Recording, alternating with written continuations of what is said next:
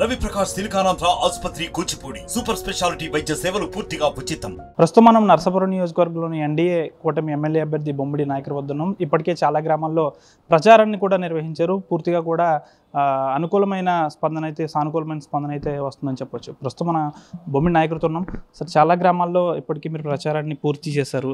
ప్రజలు ఏమంటున్నారు, వాళ్ళ దగ్గరికి వెళ్తున్నారు, మీరు ఏం చెప్తున్నారు, స్పందన ఏ విధంగా ఉంది? అందరికీ నమస్కారం అండి. మరి గత 2 నెలల నుంచి కూడా ప్రజల్లోకి వెళ్తున్నాము. ప్రతి ఇంటికి నియోజకవర్గంలో ఉన్న ప్రతి గడప దొక్కల ఆలోచనతోటి అటు తెలుగుదేశం పార్టీ నాయకులు, బీజేపీ, జనసేన 3 పార్టీల నుంచి కూడా ప్రతి ఇంటిని కలుస్తున్నాం. చాలా బ్రహ్మాండంగా ఉన్నారు ప్రజలందరూ కూడా. అంటే ఎందుకంటే రాబోయే రోజుల్లో ఏదైతే కూటమిగా నేను అభ్యర్థిగా ఉన్నానో దాన్ని గెలిపించుకోవడానికి మరి ప్రజలందరూ కూడా మరి వాళ్ళందరూ కూడా ముందుకొచ్చి నన్ను గెలిపించుకొని ఆలోచించడం అందరూ కూడా సహకరించడం జరుగుతుంది. మరి రాబోయే ఎలక్షన్స్ వస్తున్నాయి. మరి ఎలక్షన్స్లో ప్రజలు ఎప్పుడు ఎలక్షన్స్ వస్తున్నాయా మరి ఓటేసి ఈ ప్రభుత్వాన్ని ఇంటికి పంపిద్దామని ఆలోచనతోటి నర్సాపురం నియోజకవర్గం ప్రజలు కానీ అదే రాష్ట్ర వ్యాప్తంగా కూడా ఈ ప్రభుత్వ పనితీరు చూస్తున్న 5 సంవత్సరాల ప్రభుత్వ పనితీరు ఏ రకంగా ఉందో ప్రతిదీ వైఫల్యాలే. ఒక సంక్షేమం తప్పించి వేరేది ఎక్కడ లేకపోవడం, అభివృద్ధి లేకపోవడం, యువతకు ఉద్యోగాలు లేకపోవడం, రైతాంగాన్ని చూడండి. రైతాంగానికి ఈ 5 సంవత్సరాల్లో కూడా చాలా సందర్భాల్లో తుఫాన్లు వచ్చి రైతులు నాశనం అయిపోయారు. వాళ్ళని ఏ రకంగానూ కూడా ఈ ప్రభుత్వం ఆదుకున్న సందర్భాలు లేవు. ప్రతి విధానంలో కూడా ప్రతి వ్యవస్థలో కూడా ఈ ప్రభుత్వం పనితీరు విఫలం చెందింది. దాన్ని దృష్టిలో పెట్టుకుని ప్రజలు రాబోయే ఎలక్షన్స్ ఈ కూటమికి మంచి మెజార్టీ ఇచ్చే విధంగా ప్రజలు ఉంటారని చెప్పి తెలియజేసుకున్నాం. నర్సాపురం విషయానికి వస్తే కనుక ఇక్కడ కూడా చూస్తున్న ప్రజలందరూ కూడా చాలా స్వచ్ఛందంగా రాబోయే రోజుల్లో ఎలక్షన్స్లో మంచి మెజార్టీ వస్తుందని చెప్పి మేము ఊహిస్తున్నాం. అదేవిధంగా ఈ ప్రసాదరాజు వైఫల్యాలు కూడా మరి ఆయన కూడా ప్రధానంగా ఏంటంటే నరసాపురం జిల్లా కేంద్రంగా రావాల్సింది ఉంది. అలాంటిది ఆయన మరి పక్క నియోజకవర్గానికి దాన్ని అమ్ముకోవడం జరిగింది. అదేవిధంగా మెడికల్ కాలేజీ విషయంలో కూడా మెడికల్ కాలేజీ కూడా భూములు కూడా తీసుకున్నారు.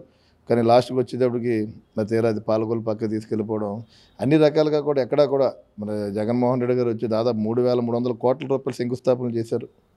మరి ఎక్కడా కూడా ఏది జరిగింది లేదు. ఏదో ఒక గవర్నమెంట్ హాస్పిటల్ కానీ ఒక బస్ స్టాండ్ కానీ రెండే కన్స్ట్రక్టివ్గా జరిగింది తప్ప కానీ వేరేది ఏది కూడా మరి ఎక్కడా కూడా ఒక్కడు కూడా అమలు లేని పరిస్థితి.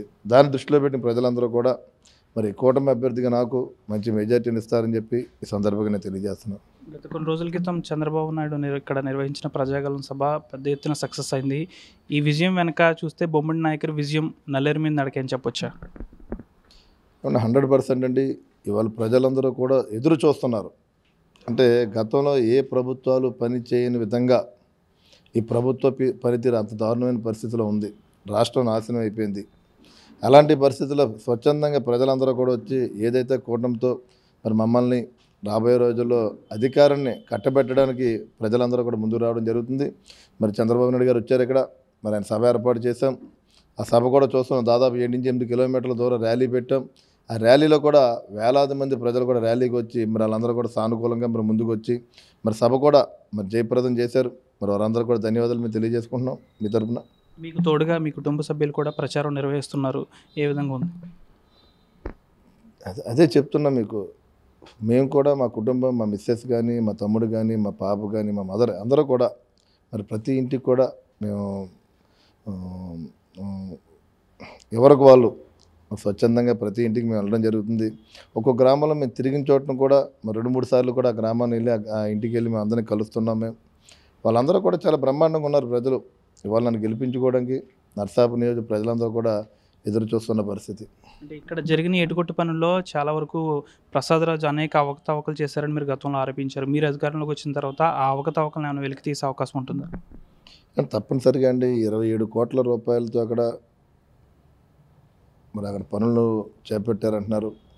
మరి ఎక్కడా కూడా మాకు కనబడతలేదు. దాంట్లో ఏదైతే అక్కడ రాయి ఉపయోగిస్తున్నారో మరి ఆ రాయిలో కూడా నాణ్యత లేకపోవడం కూడా మరి ఎప్పుడు కూడా అది వాటర్లో కరిగిపోయి అది గోదావరిలోకి వెళ్ళిపోతుంది. ఒక నాణ్యతాపరమైన రాయి వాడు ఉంటే కనుక ఇబ్బందికర పరిస్థితి వచ్చేది కాదు.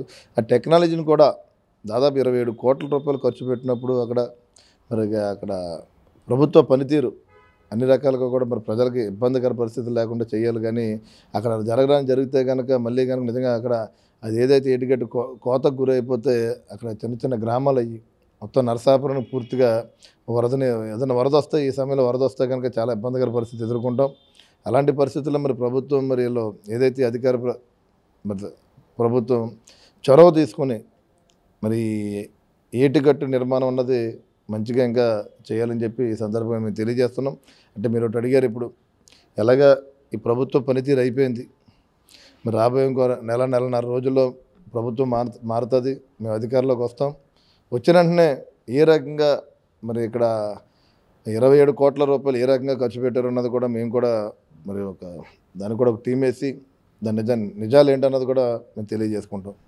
నరసాపురం నియోజకవర్గంలో ఏ మారుమూల ప్రాంతాలకు వెళ్ళినా కానీ స్పందన అపూర్వంగా ఉంటుంది. దాదాపుగా కూడా జనసేన ఎన్డీఏ కూటమి అభ్యర్థిగా తాను ప్రజల్లోకి వెళ్తున్నాను, అంతేకాకుండా తనకు తోడుగా తన కుటుంబం మొత్తం ప్రచారం నిర్వహిస్తుంది, ప్రజలంతా కూడా సానుకూలంగా స్పందిస్తున్నారు అంటున్నారు నాయకులు. అంతేకాకుండా ఏటుకొట్టు పనుల్లో నరసాపురంలో జరిగిన అవకతవకలను ఎన్డీఏ కూటమి అధికారంలోకి వచ్చిన తర్వాత తప్పకుండా దానికి ఒక కమిటీ వేసి దాంట్లో నిజ నిర్ధారణను కూడా మేము వెలికి తీస్తామని బొబ్బడి నాయకులు చెప్తున్నారు. వీడియో జర్నలిస్ట్ శేఖర్తో మనోజ్ RTV నరసాపురం నుంచి. మరిన్ని వీడియోస్ కోసం ఛానల్ ని సబ్స్క్రైబ్ చేయండి, లేటెస్ట్ అప్డేట్స్ కోసం వాట్సాప్ ఛానల్ ని ఫాలో చేయండి అండ్ లింక్ డిస్క్రిప్షన్ లో ఉంది.